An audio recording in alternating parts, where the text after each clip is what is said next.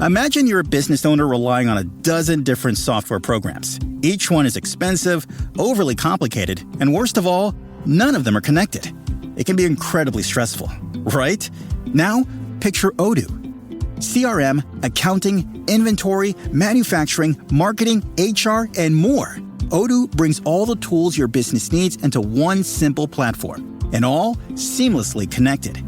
Everything works together, giving you the peace of mind that your business is running smoothly from every angle. Odoo's open source applications are user-friendly and designed to scale with your business, saving you time and money. Say goodbye to juggling multiple platforms and hello to efficient integrated management.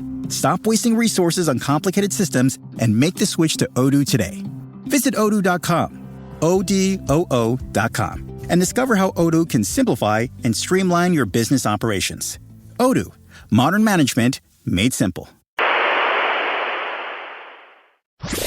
Conservative media done right.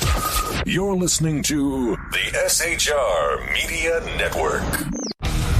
This is the Edge of Liberty podcast.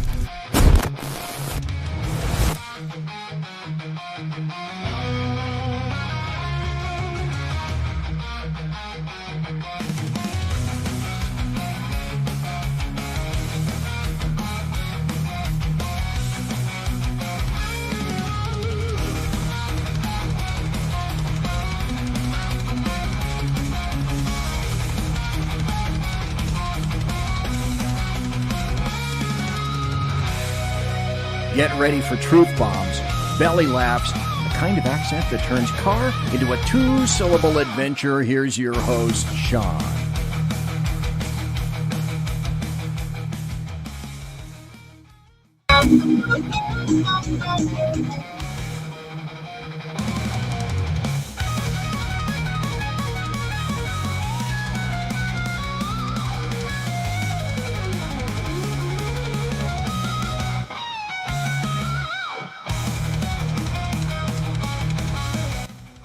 I've said numerous times that when you listen to your own theme, you only usually hear about the first 2.5 minutes. It's really nice when you actually get to the far end of it. Ladies and gentlemen, welcome to the Edge of Liberty right here on the SHI Media Network.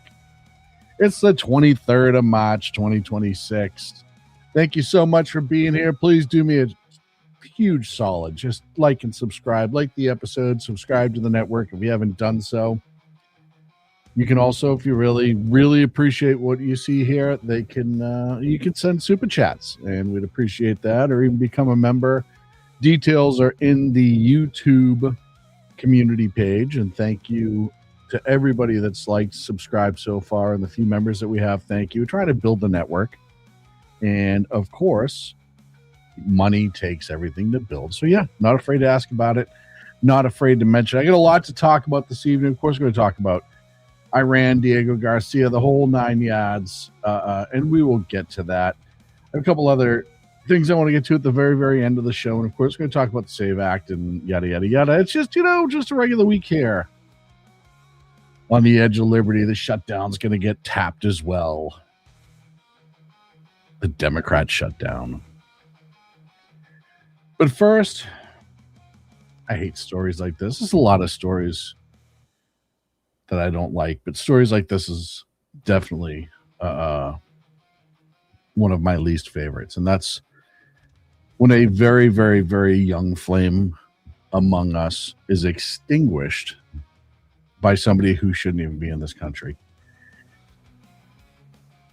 And I'm talking about Sheridan Gorman. And if you haven't heard the story, I'm not going to go through the whole, catch up to date on everything. Go read about it. It's very, very tragic. This gal was just out being a college student, and a 25-year-old illegal from Venezuela shot and killed her. I have a letter from her family that I think is so on point. And I can't imagine being grieving as they are and writing something so clear, so direct, so poignant, and like I said, my heart goes out for them. And I'm going to start with it. I'm going to start just from the beginning, and I'll read through it. And this is from the Sheridan Gorman's family. We were again faced with the unbearable truth. Our daughter's life was taken, and our family will never be the same. Sheridan was at the heart of our family. She had a rare ability to bring people together, to make others feel included, understood, and loved. She lived with intention, with faith, and with kindness that defined who she was every single day. She was just beginning her journey with so much ahead of her. She was doing something entirely normal, walking with friends close to home in an area that she had every reason to feel safe. There was nothing unusual about her being there. I want you to remember this line. There was nothing that should have placed her in harm's way. This was not inevitable. This was a choice. And our daughter paid the price for it. We want to be clear. Sheridan did nothing wrong. She lived her life the way any young person should be able to live it, freely, safely, without fear. That was taken from her, and it was taken from us. Our daughter's life was not expendable. She should still be here. We recognize that an arraignment represents a formal step in the justice process, and we accept the work of law enforcement in bringing the case to this point. But for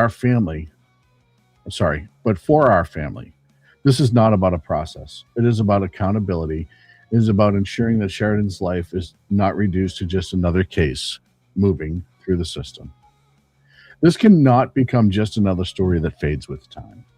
Sheridan's life had meaning, her presence changed people, and her absence is something we will live with forever. We intend to make sure that her name, her story, and the impact of her life endure beyond this moment. There will come a time when we speak about more fully about Sheridan's life can continue to matter to this world. For now, our focus remains on honoring her, supporting one another, and seeing this through the process. And again, this was beyond tragedy. She was 18 years old. She was near the Toby Prince Beach Park, which is less than a mile from her campus, when the alleged suspect, Jose Medina, an illegal from Venezuela, shot her. The gunman wore black clothes and a black mask when he allegedly shot Gorman in the back on early Thursday, according to Chicago police. Witness described a nearby security camera showed shooter walk away with a distinct limp and a slow gait, according to the report. Cameras then caught Medina entering his apartment house on North Sheridan Road, and the building engineer identified him as a resident. Inside the apartment, police found clothing and shoes in Medina's apartment that appeared to match what the shooter was wearing.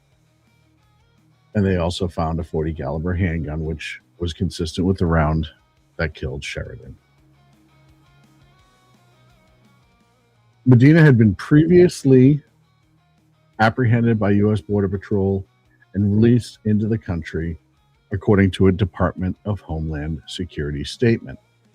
That statement reads, Sheridan Gorman was filled by open border policies and sanctuary politicians who released this illegal alien twice before he carried out this murder. On May 9, 2023, Medina was apprehended by U.S. Border Patrol and released into the country under the Biden administration. He was released again on June 19th. They had him twice after being arrested for shoplifting in Chicago, which is weird because I didn't think ICE was in Chicago before then, but well, I guess everything lied that suddenly there is now a scary presence. Every day, Department of Homeland Security law enforcement work to protect the American communities and prevent tragedies like this. Twice,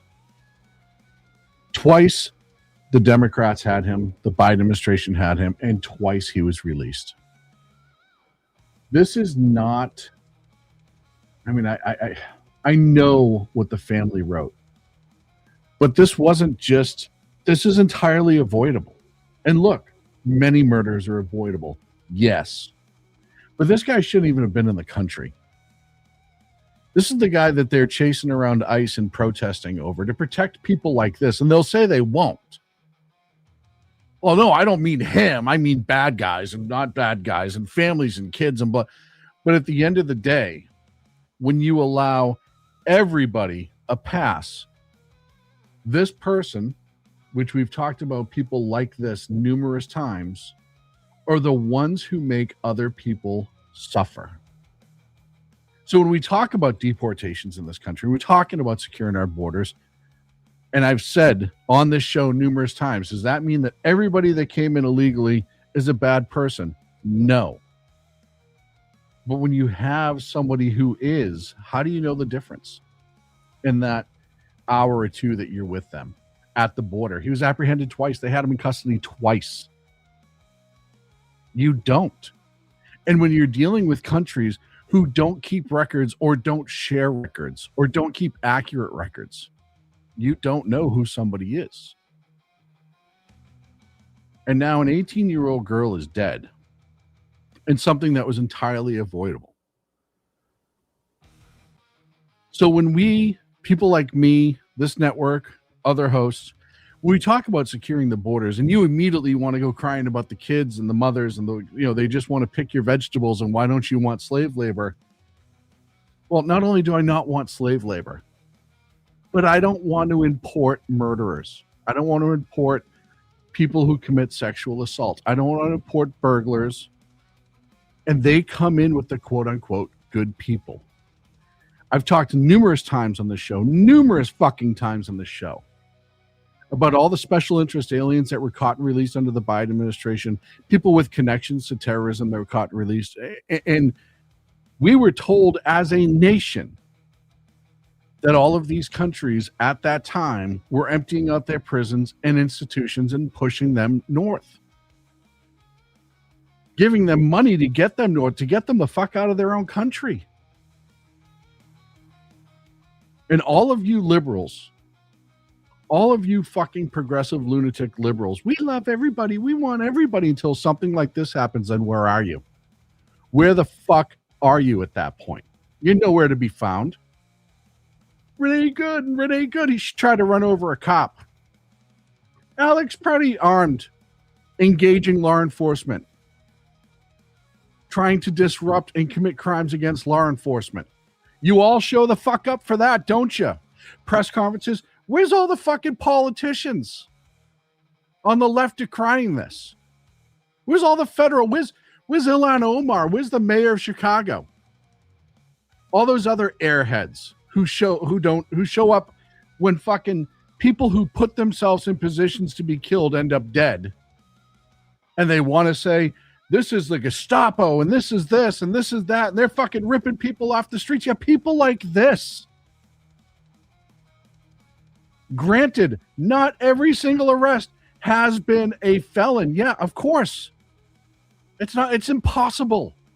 Because when you go to a house to get a felon and there's 5 other people in there who may not be felons, but they also have the detainers, they got to go too, because you have to apply it equally, don't you? So where are you standing up for their family? You're nowhere to be fucking found. Once again. And I mentioned politicians. And of course, when those airheads on the left do open their mouths, yeah, I'm a little pissed off tonight. I'm unbelievably pissed off about this story. And I was already mad about this story, and I was already going to do this story.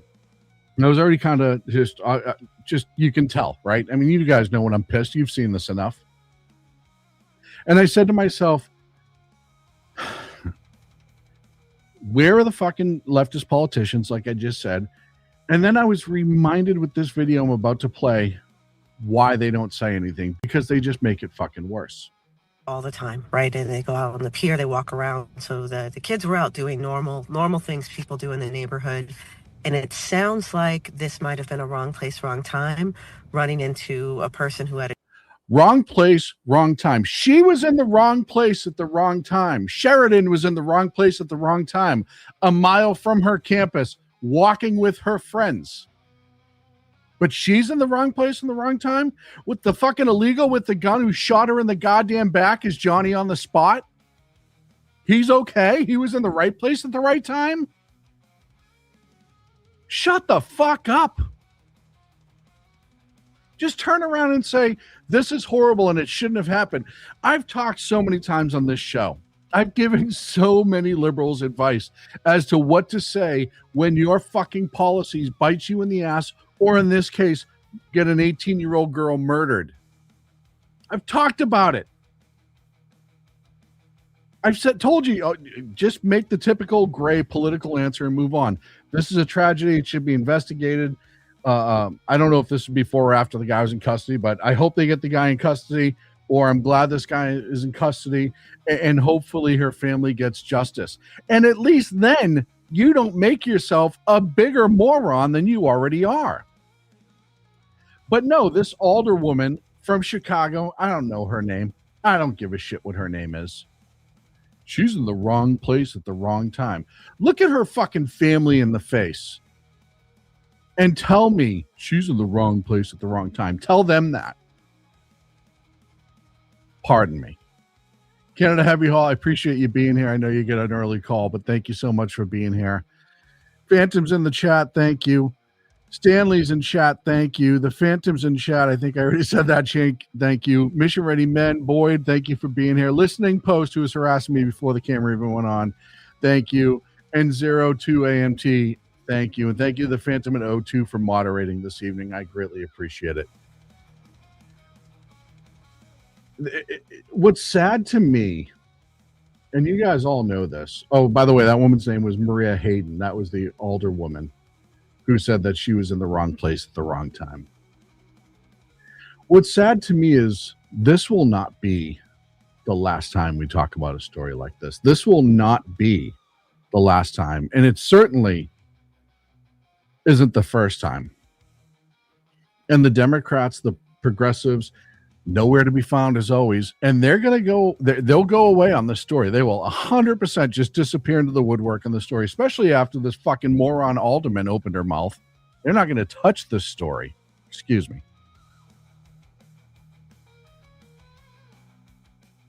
But their policies absolutely caused it.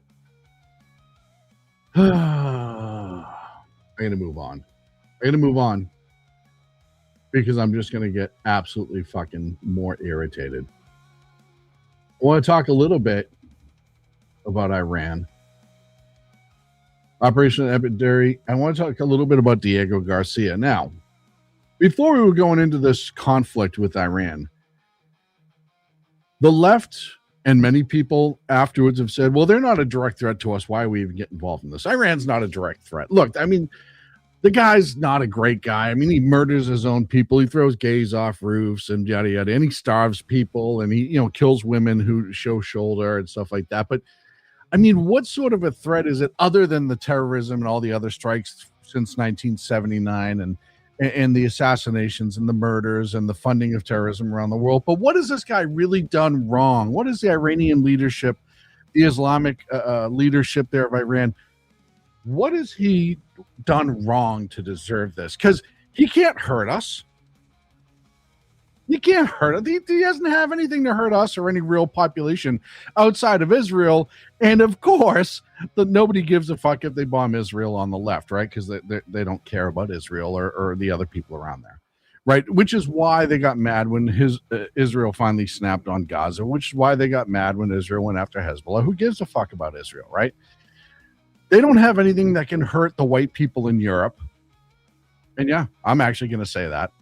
They don't have anything that's going to hurt anyone in the EU. So why are we even bothering this? They can't even hurt us. They can't even hurt Americans outside of a couple bases that we put around them. And, those are only soldiers. So the Democrats don't give a fuck about them either.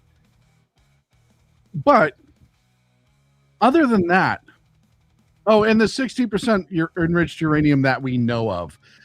But other than that, what's the problem with Iran? And if there's one thing we've learned from this administration, as much as Donald Trump runs his mouth about certain things, and yeah, I've shit on him for it too, he is an excellent card player because sometimes he holds things close to the vest. And I'm not saying he 100% knew about this. I'm not saying anybody had this intel anywhere, except for the fact that they had a ship protecting Diego Garcia. So, they probably had a good idea about these medium-range ballistic intercontinental missiles that were launched towards Diego Garcia. Now, The distance launched. The first one only went, I think it was about 1,900 nautical miles. The second one, from what we're told, and I'm sorry, kilometers. It was less than that. Oh, no, I was right. It was miles. I was reading another note. I apologize. Look, there's a lot of numbers in front of me tonight, okay? Give me a fucking break. The second one went 2,500 before it was taken out by a U.S. Navy warship in the using an SM-3 interceptor, and the base was protected. Now, amazingly, this has to... The UK, man, they just can't get out of their own fucking way because they didn't want anything involved with this. Oh, we're not going to do this. We're not going to help. We don't see the urgency in it, right? And then their base in Cyprus got hit, and it was like, well, I mean, we might throw up some air defense, but we didn't see this coming. And now Diego Garcia is a joint base with the U.S. and the UK. So this is another base that they were on that were targeted by the Iranian regime, right? So... So now, of course, everybody, well, not everybody, because all the migrants in the UK are going to absolutely riot if the UK gets involved, and that's the whole reason why Keir Starmer won't get involved. But the rest of the people who are fairly normal in the UK are saying, well, maybe we should get involved because now they can hit London. Now, their targeting may not have been perfect. You talk to anybody who's ever worked in and around those systems, targeting is the easiest thing to correct because you don't even have to be entirely accurate if you have the numbers and the general location. That's not, I'm not an expert. I'm telling you what people who have told me. So you now have, well, London's in the in play now for Iran. Paris, Berlin, Rome, all of them are in play now. And I'm going to ask you the question, and I want you to ask yourself this. Do you think the United States kind of knew that? I'm going to say yes, probably. And I'm going to say that between satellite videos and tests that we've seen and yada, yada, yada, that we probably had a good idea. Now, the U.S. wasn't the only person who thought that going into Iran was a good idea, and the same thing with Israel. On the Sunday shows yesterday, NATO Secretary General Mark Rutte, we'll say Rutte. I'm never good at names like it. I'm just not good at names. Appeared on news programs this weekend stating that the increased range of these missiles proved Trump and Israel were right to launch preemptive strikes as they did. Now, just a week ago and beyond, you had all the liberals and a lot of people in the EU saying NATO should get together with Russia and take on the U.S. NATO should kick the U.S. out of NATO. Blah, blah, blah, blah, blah. NATO doesn't need the U.S. because what's the U.S. done for any of the NATO countries lately? Because we refuse to just pour thousands of millions and billions of dollars into the Ukraine when all of the European countries were doing next to nothing, right? And they hate us because we're telling them you kind of have to pay your own way. We're $34 trillion in debt. We can't really just fund everything all the time. You guys make a lot of money. You could put a little bit in defense. No, go fuck yourselves. You guys are horrible. How dare you not pay everything for us? And now,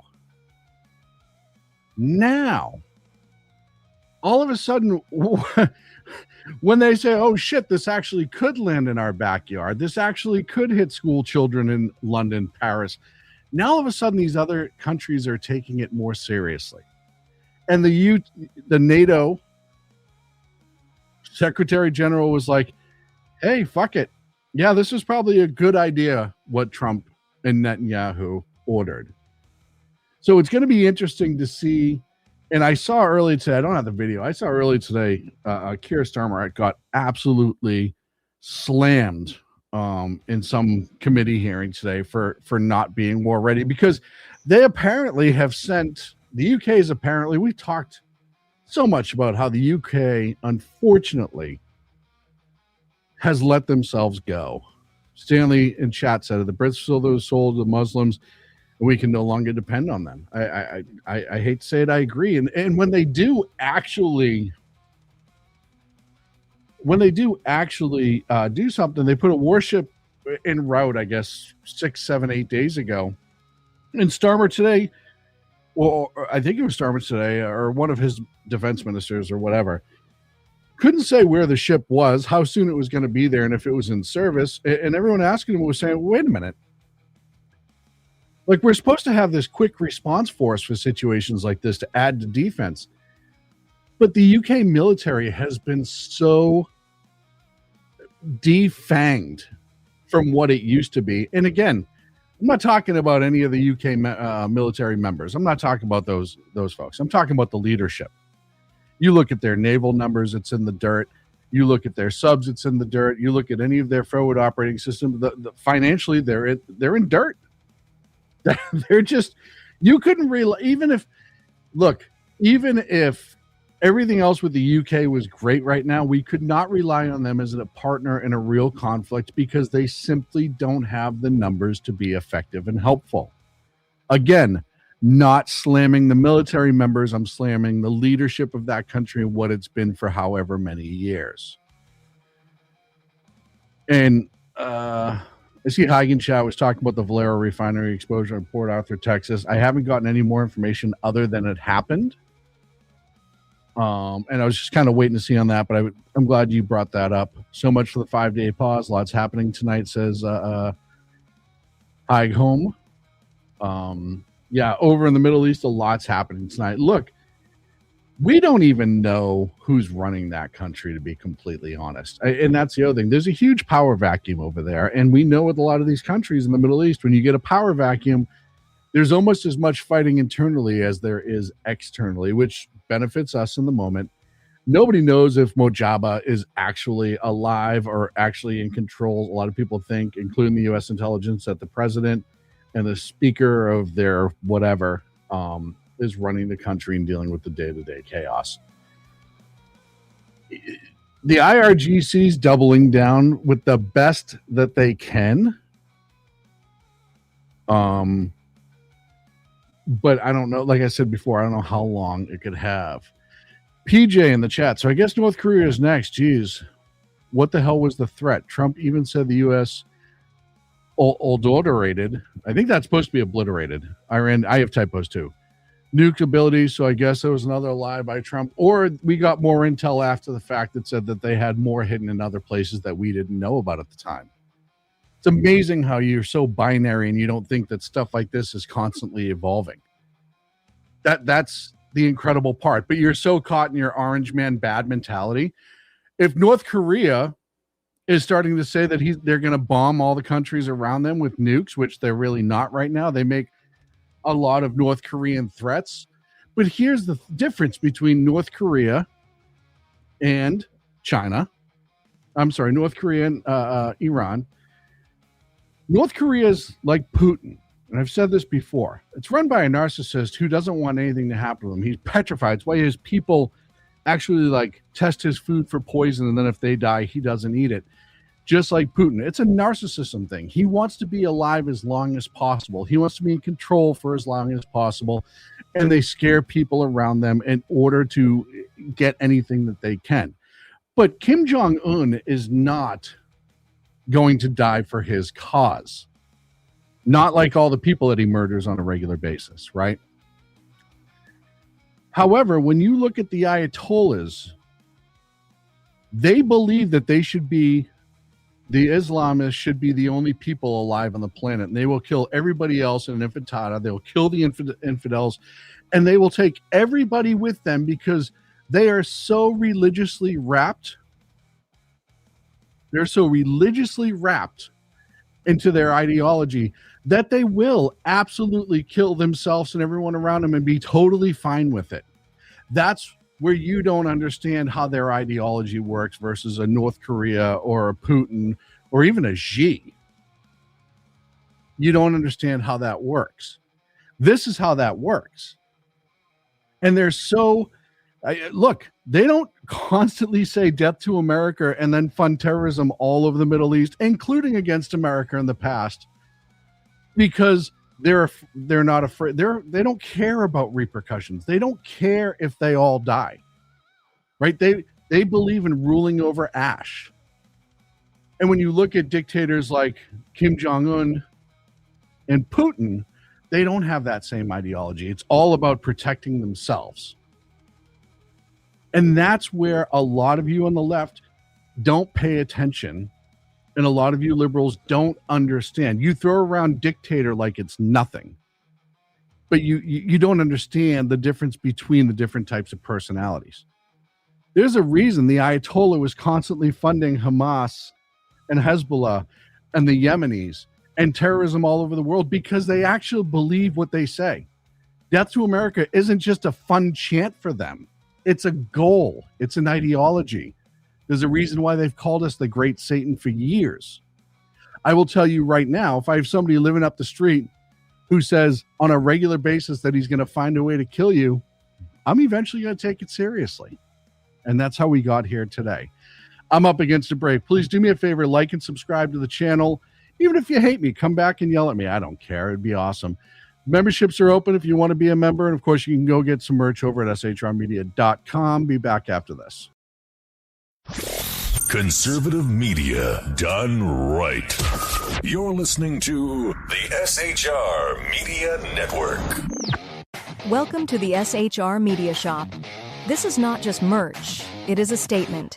SHR Media is built as a rebellion against the mainstream. We deliver truth without a filter or permission.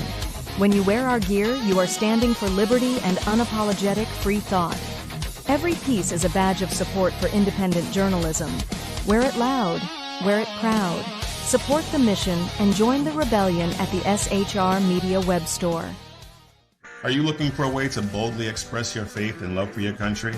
Then check out Seven Armors, the premier apparel company for patriotic men of God, where faith meets freedom in style. Our t-shirts are more than just clothing, they're statements. Bold, stylish, and meaningful. From timeless messages to modern designs, we've got something for every patriotic man of God. Wear your beliefs proudly with Seven Armors gear. Don't miss the chance to wear your faith and freedom on your sleeve. Visit 7armors.com today and join the movement. That's the number 7armors.com. Hello, friends. Do you have a moment so that we may discuss our Lord and Savior Minarchy? No, seriously, I'm just kidding. Hi, my name's Rick Robinson. I am the general manager of KLRNradio.com. We are probably the largest independent podcast network that you've never heard of. We have a little bit of everything, and by that, what I mean to tell you is we have news, pop culture, special events, conspiratainment, true crime, mental health shows, drama productions, and pretty much everything in between.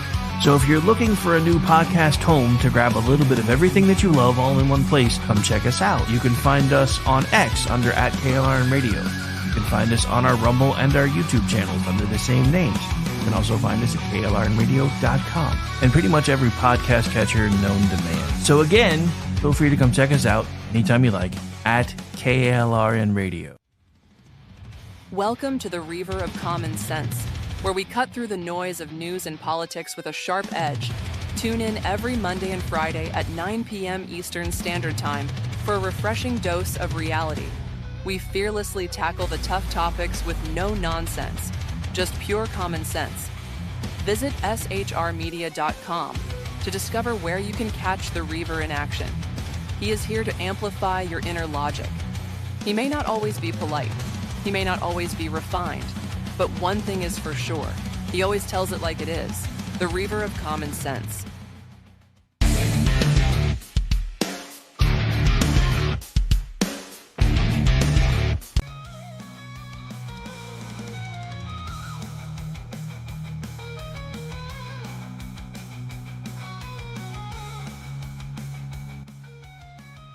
Ladies and gentlemen, welcome back to the Edge of Liberty right here on the SHI Media Network. Look, I'm not going to point out anyone specifically in the chat room, but if you are one of these people that works in one of these one of these centers where they have 5,000 YouTube things open, and then they just throw out random responses, and you're like in a third world bunker somewhere. Do me a favor, just open up ChatGPT and ask for the English translation, because it's pretty obvious.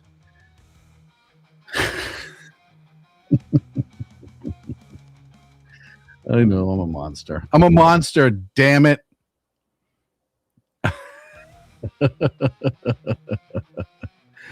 Oh, yeah. And then you see stuff like this and you just realize that I'm 100% right. Israel, whether you like it or not, is an actual nation. So ridiculous. That's the argument. Like, when you start having these conversations, as soon as you see something like that, you realize you're just arguing with somebody's emotion and not with any sort of logic whatsoever. But I digress. Talking about the SAVE Act.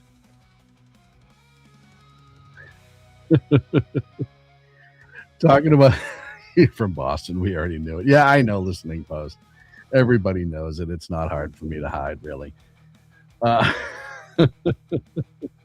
We're in the fifth week now of this partial governmental shutdown. That is specifically targeting the Department of Homeland Security, while most others were funded in January. And the Democrats have held the DHS hostage since the middle of February. Democrats, my favorite thing this week is, they've put forth like 7 bills that would have funded the TSA, and only partially. They won't fund ICE. They want to remove funding from ICE. ICE is already funded anyways. And this is, again, just like the last shutdown. This is, again, just stomping their feet and trying to win political points amongst their voters, voting bloc. This has nothing to do with reality. But that's what they say. And then you have all the liberals online. They've put together 7 bills and the Republicans refuse to pass it. It's the Republican shutdown. No, it's not. It's their shutdown.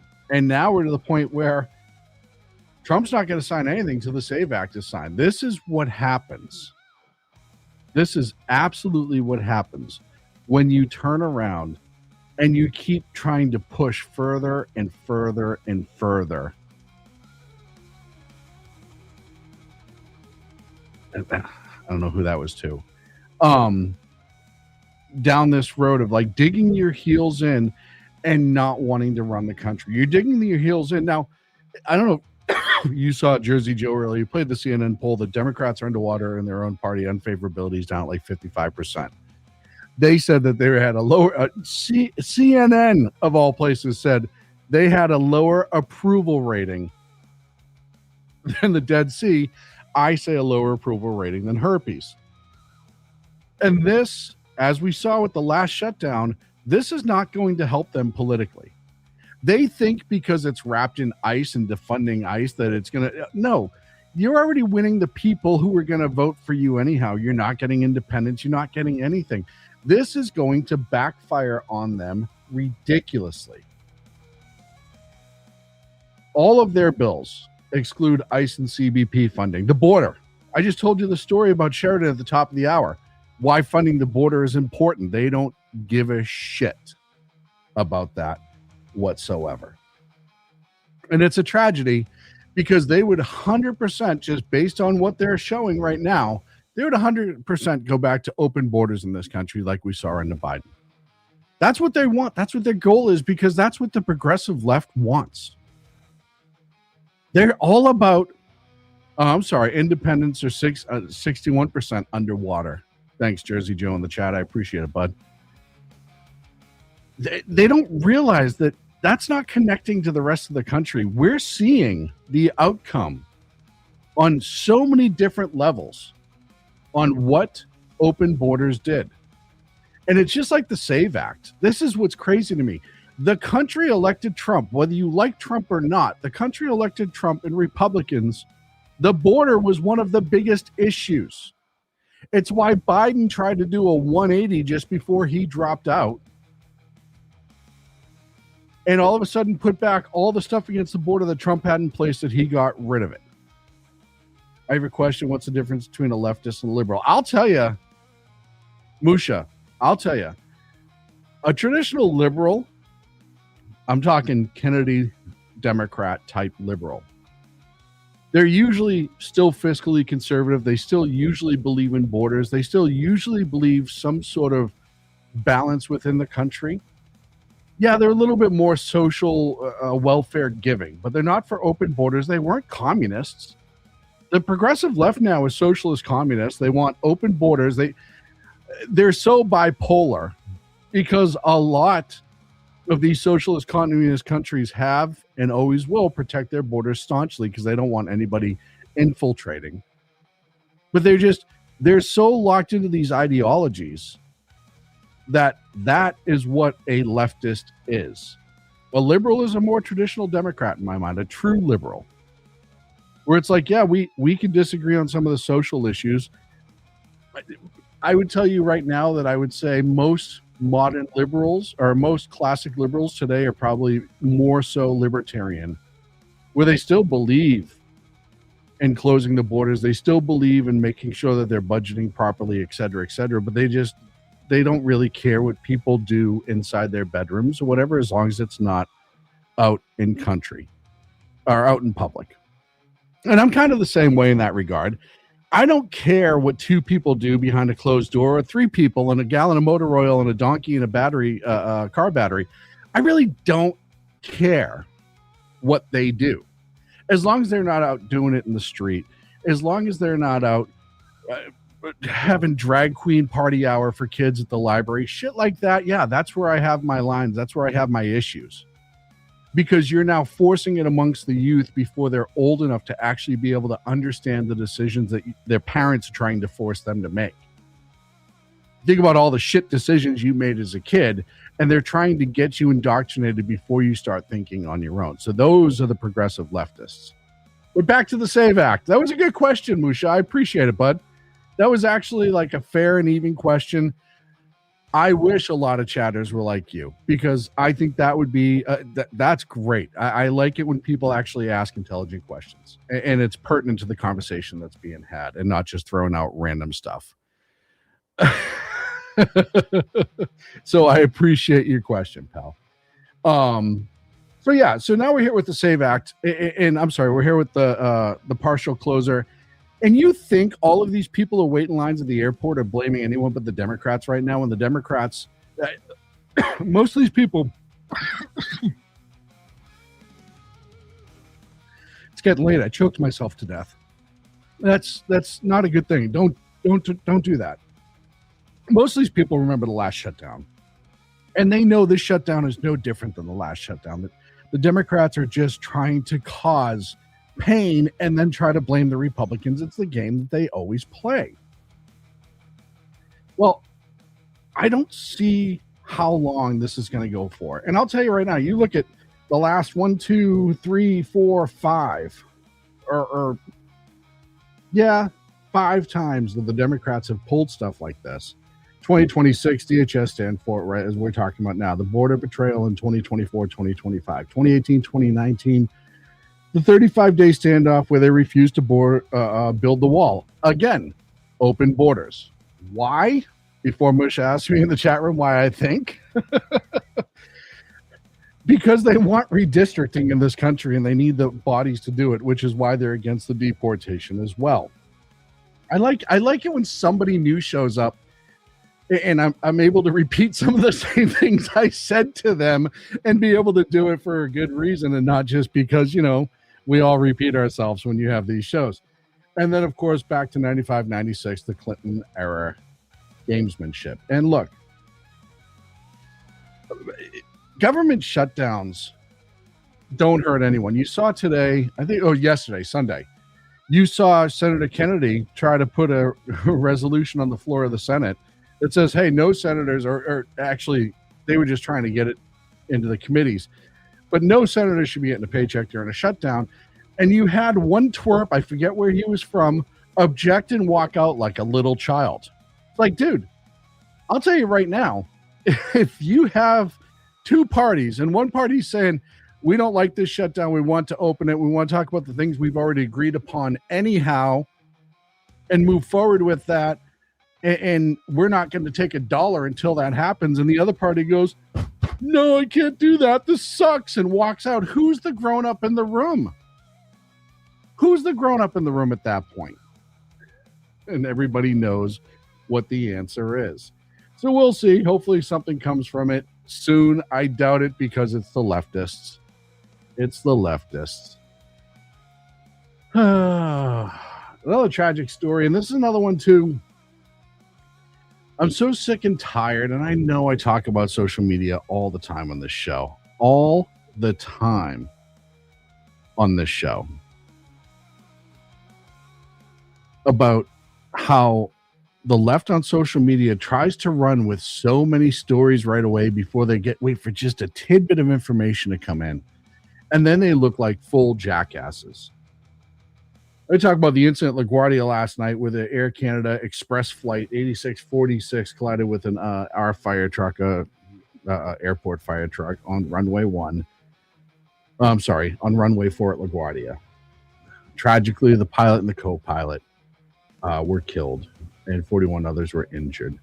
And immediately the left wing tried to make this about budget cuts. And they tried to make it about, Trump cut back at the FAA and staffing reasons, blah, blah, blah. Meanwhile, there are all these minimums. There were 34 people out of 37 full-timers that are fully staffed at LaGuardia. It's not an understaffed airport. The 3 openings, they have 8 people training to fill those 3 spots, which happens at any job, really. So they try to blame that. And then the audio recordings came out. And what the audio recordings don't catch, but what has been confirmed by other people is just before all of this happens, there was a United Airline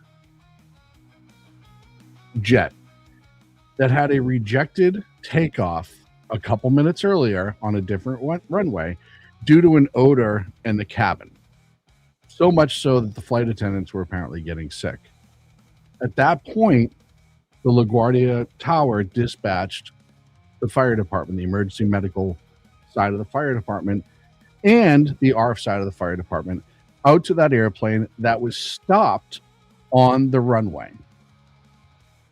As the jet was coming into land, the air traffic controller, who was in charge of the actual landing runway, the tower guy, cleared the jet to land, and a few seconds later, cleared the fire truck to cross the active runway. It was all within a few seconds. And why? Because they had an emergency on channel. There was a lot going on, and it was all happening very fast. This is an unfortunate tragedy that happens with public safety a lot. Things just start going. And when you're in the heat of the moment, sometimes you make mistakes. And based on the audio recording, it sounds like this poor controller, and I'm not saying he sucks. I'm not saying there's anything wrong with him. I know he would not do this on purpose. I don't believe that he would. Made a mistake and cleared the fire truck to cross in front of the Air Canada jet. And then this happened tragically. Afterwards, if you listen to the air traffic controller moment, he actually admitted that he made a mistake. So I'm going to play the first part of the video. And this is the 29 seconds where he's talking about the Air Canada being able to land. Truck 1 and Company, LaGuardia Tower. Truck 1 and Company. Truck 1 and Company, LaGuardia Tower, requesting to cross 4 at Delta. Truck 1 and Company, cross 4 at Delta. Truck 1 and Company, crossing 4 at Delta. Frontier 4195, stop there, please. Stop. Truck 1, stop. Stop, Truck 1, stop. So he realized his mistake almost immediately. He realized he cleared him. He realized he was about to go on the active runway and that there was a plane incoming. This is the audio that was taken after the incident. There was another pilot, it sounds like, on frequency who was trying to say to him, hey, you did what you could. Yeah, we got stuff in progress for that, man. That wasn't good to watch. Yeah, I know I was here. I tried to reach out to my staff, and we were dealing with an emergency earlier. No. And it does sound like it was a legitimate mistake. But the problem is we've been programmed so much by social media to just come out and instantly say, oh, I've seen this, I've heard this, and I know everything there is about it right now. And I'm going to start blaming everybody until I wait to see what happens. And the reason like that is because all over the world, there are buildings like this. This just came out recently. It's called a YouTube farm, in which they push certain things and they don't push other things, and they try to make them more famous. And they do this for all sorts of social media. There are these farms that push narratives, that push videos that they want you to see, because if they're busy enough, or they get enough popularity, then they trend. And this video is taken, I think this was in Colombia, but it happens all over the world. Look at this room. Meu Deus do céu, são centenas. No YouTube, é uma fazenda de visualização. Quem montou isso aqui gastou uma fortuna. Tem que chamar o pessoal da inteligência agora. O celular até o teto. Parece uma colmeia. But the ones who come in and they just throw out the same 4 sentences that all the bots throw out, and they don't have a regular name, and they usually have a couple of digits after their name because it's a burner account or it's not a full account. That's who you're arguing with online. I've said it before, and I'll say it again. You don't have to like my opinion. That's fine. But when I'm telling you about something, I'm talking about something, you're welcome to do your own research and go to the source documents. I can't tell you how many times I have to say that. Go to the source documents and find out for yourself, and then start making your decision. And if we disagree, then that's totally cool. We're allowed to disagree. But don't get so caught in your hyper echo chamber of the same 5 or 6 facts and expect everyone to just go along with it. I've changed my opinion on a lot of things. I've been wrong before, and I've admitted it. And I'll be wrong again, and I'll admit it then too. Right? I'm not here to try to persuade you necessarily one way or another. I'm here to talk about what's going on in the world and give you some honest analysis based on what I see. But by all means, I want you to do your research. If you're a regular listener on the show, this is the 4,000th time you've heard me say that. I want you to stop taking everything you see on social media as fact. I use social media all the time. All the time. But I don't take everything I see on there as fact from either side of the aisle, because I don't believe in that. Look, I know politicians are politicians. I know pundits are pundits. I know influencers are influencers. And all of them have an agenda. And a lot of time the agenda is themselves or what's going to make them the most money. Right? Talk about politicians. There was a story that broke this week that there's the website AIPAC Watch, and somebody did a great breakdown on it, and I wish I had saved it, but I read through the whole article about how they pick and choose who they put on that watch list, and how they pick and choose which people they target, even though there are plenty of other people that they don't target and that they support who get money from very, very similar PACs like AIPAC. But it just doesn't say AIPAC. One of them's like J Street or something like that. It's a huge giver, right? But they don't like to talk about that because that ruins the entire AIPAC narrative. And that's why I tell people, go, read it yourself, learn it yourself, and do a little bit of digging. Anyone can run in here. He's not been adjudicated as a pedophile. See, this is all BS. He was not adjudicated as such. That's how I know that you don't necessarily understand what you're talking about right there, because that did not happen. That's what you want to believe. That's what you emotionally want to happen, but that did not happen. You just proved my point right there, because you did not read any of the cases. You didn't understand the law. You didn't take time to understand the law. You're literally proving my point, and I appreciate that for you.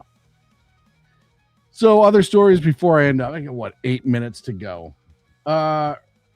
Senate actually confirmed Senator Markwayne Mullin as the new DHS secretary. The only Republican to vote against was Rand Paul, which he's an asshole, but we saw that coming. And 2 Democrats actually voted for him, Senator Martin Heinrich from New Mexico and Senator John Fetterman, which we kind of knew was going to as well. Another great to the United States. Zero self-awareness. Did you hear about these idiots? What's it? Piker, the streamer there, the influencer, and Code Pink that went down to Cuba, chartered their own plane, cost them probably $65,000-$70,000 because chartering a plane is not cheap. And they brought food and stuff themselves down with them for the people. And how much different does half a 737 of dried food going to do? Probably not much. But of course, this is all about virtue signaling. That's what they did.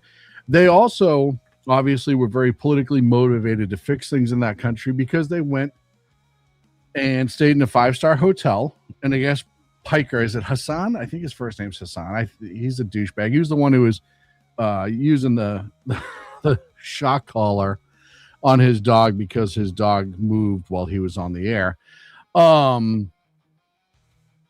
Yeah. Listening post, you're 100% right.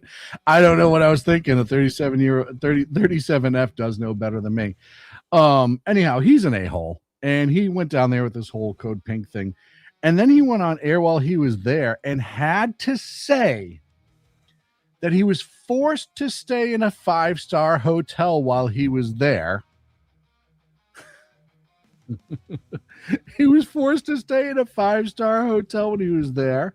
And then they put out video of what the Cuban military, the Cuban government only allowed them to go. And they put them in these little, what are the things that you ride over at Universal Studios and stuff like that? The people movers, and drove them around to wherever they wanted them to see. And these people act like they're solving all the world's problems. And this is another one, like Greta Thunberg has been speaking about Cuba, like all of a sudden she knows what the fuck's going on. But listen to these people and you tell me if they're making a difference. So we're returning from Cuba to the United States with heavy hearts because we've seen such conditions that people are living in where they have to figure out what they're going to feed their kids that day, how they're going to get to work. All of this could end if the Cuban government just decided to do what the people of that island and that country want them to do, which is step down and have open elections. That's if that happened tomorrow, guess what? All of this goes away. That's what the Cuban people want. You talk to actual Cubans who have relatives there. They hate the government. They're not allowed to say it. The same reason why Hassan Piker was forced to stay in a 5-star hotel. Yes, because A, it makes it look good. All of the background videos that you're taking make it look good, and they can spy on you in that hotel. That's why you were forced to stay there, because that's what they do.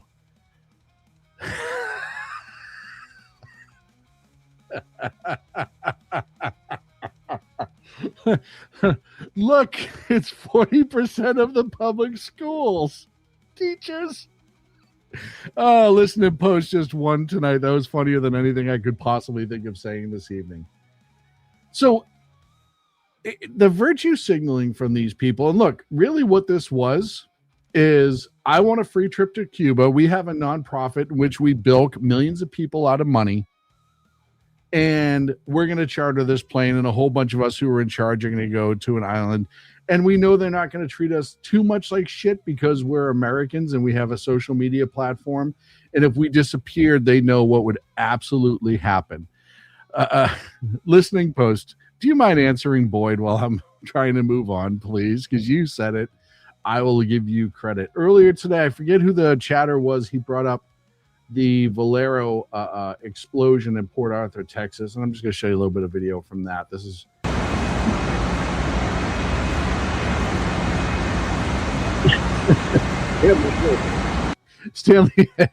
Stanley in the chat says, this is a product of socialism and communism, folks. Cuba is a great example.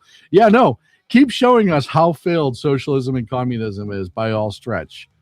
Oh, God. But yeah, I don't know. And I said earlier, we don't know quite yet what led to that explosion in Texas. And until I know anything, I don't want to comment, but it's scary stuff. This story came out. If you don't follow Politibunny on X, the Foo, she put out this whole post about how easy it was for her to get her birth certificate, social security card, marriage license, and that it costs less than $20 in response to the SAVE Act, and why people who are acting like that women will never be able to vote again is a tremendous lie, and it is. And then this genius right here, Lars Hellberg, replied, and Lars just, where's Lars from? Anyhow, just out of curiosity. Oh, it's a burner account, 09.